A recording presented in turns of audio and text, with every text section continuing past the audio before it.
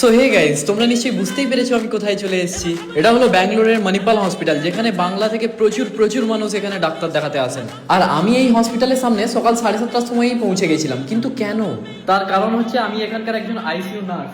আর তোমরা তো এখানেই দেখতে পাচ্ছ যে এখানে আমার জামা প্যান্টগুলো ঝোলানো আছে। এটা আইসিইউ স্টাফ। কিন্তু আজকের মেন টপিক কিন্তু এটা নয়। আজকের মেন টপিক হলো, অনেকেই আমাকে জিজ্ঞেস করেছে যে আমি কোথায় থাকি আর আমি কিভাবে ট্রাভেল করি মণিপাল হসপিটাল থেকে।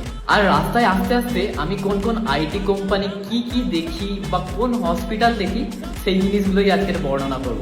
চলো। তো এই যে গাছের আড়ালে লুকিয়ে আছে মণিপাল হসপিটাল, আর তার ঠিক পেছনেই অপোজিটেই রয়েছে NAL অর্থাৎ ন্যাশনাল এরোস্পেস ল্যাবরেটরিজ। এখানে বহু ইঞ্জিনিয়ার ও সায়েন্টিস্টরা কাজ করেন, যাদের মূল কাজ হলো বিমান আকাশে ওড়ার আগে তার যে ইঞ্জিন রয়েছে সেগুলোকে ভালো করে টেস্ট করা। আর হসপিটালের পাশেই রয়েছে ব্রিটানিয়া কোম্পানি, যেখানে বিস্কুট ফিস্কুট তৈরি করা হয়। তো তোমাদের মধ্যে অনেকেই ব্যাঙ্গালোরে এসছো, আবার অনেকেই ব্যাঙ্গালোরে আসনে। তো ব্যাঙ্গালোরের রাস্তাগুলো কিরম হয় সেগুলো তোমরা একটু এক নজরে দেখে নাও। মানে দুদিকে গাছ থাকার কারণে এত সুন্দর একটা ভিউ, যেটাকে না দেখিয়ে আমি তোমাদের থাকতে পারলাম না।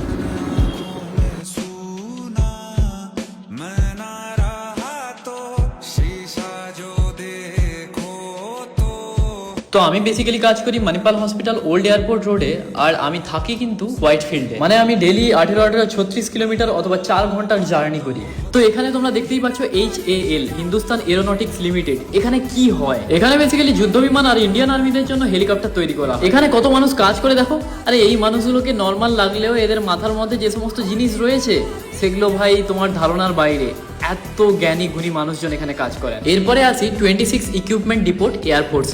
এখানে ভারতীয় বহু বায়ুসেনারা কাজ করেন, যাদের মূল কাজ হলো এয়ার ডিফেন্স সিস্টেমের যে সমস্ত যন্ত্রপাতি এবং যুদ্ধ বিমানের যন্ত্রপাতিগুলোকে সংরক্ষণ করা, রক্ষণাবেক্ষণ করা আর ইন্ডিয়ার চারিদিকে সেই জিনিসগুলোকে সরবরাহ করা। এরপরে দেখি ন্যাশনাল ফ্লাইট টেস্ট সেন্টার। মানে যেই সমস্ত যুদ্ধ বিমানগুলো যেমন তেজস আরও অন্যান্য যুদ্ধ বিমান রয়েছে যেগুলো HAL এ তৈরি করা হয়, সেইগুলোই এখানে উড়িয়ে একে পর্যবেক্ষণ করা হয়, আর সেটা কার্যকরী কিনা সেই জিনিসগুলোকে দেখা হয়। তো এখানে বেসিক্যালি এরা টিন ফিন দিয়ে ঘিরে রেখেছে, কেন তা আমি জানি না, কিন্তু টিন না থাকলে পুরো স্পষ্ট এগুলো দেখা যেত যে বিমান উড়ে চলে যাচ্ছে।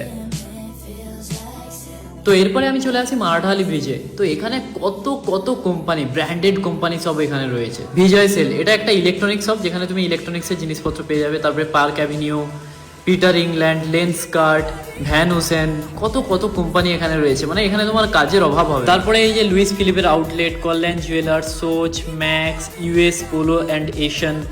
তারপরে রয়েছে তোমার হবার অ্যান্ড হলি, ব্লু স্টোন, ভীমা, আরও কত কত কোম্পানি। মানে তোমার কাজ এখানে যদি ব্যাঙ্গালোরে তুমি যদি আসো, তোমার কাজের অভাব হবে না। তারপরে এই যে দেখো অ্যালেন সোলে, রিবুক, তারপরে তানিস্ক।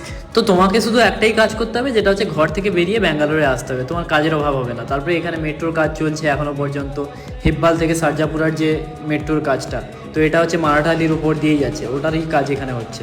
এই ভিডিওটা করেছিলাম মারাঠালি ব্রিজের উপর দিয়ে আসার সময়। তো এখান দিয়ে প্লেন চলে যাচ্ছে, নিচ দিয়ে ট্রেন চলে যাচ্ছে। এটা কোনো একটা নতুন আউটলেট মাধবা বলে, এর ভেতরে কি হয় জানি না, তবে এটা বিল্ডিংটা নতুন। তো এরপরে চলে আসি স্পাইস গার্ডেনে। আর স্পাইস গার্ডেনের পাশেই রয়েছে কাবেরী হসপিটাল। এই হসপিটালের তোমার উদ্বোধন করেছিল এখানকার মিনিস্টার শ্রী সিদ্ধারামাইয়া, কংগ্রেসের লিডার। এছাড়াও আরো কত সুন্দর সুন্দর ঘর বাড়ি, মানে একটা অ্যামেজিং জায়গা। মানে আই লাভ ব্যাঙ্গালোর। কথা বলতে বলতে চলে আসি কুন্ডাহালি গেটে। এখানে রয়েছে জুডিও, ওয়েস্ট সাইড স্টার, প্যান্টলুন্স, মানে কি নেই ভাই।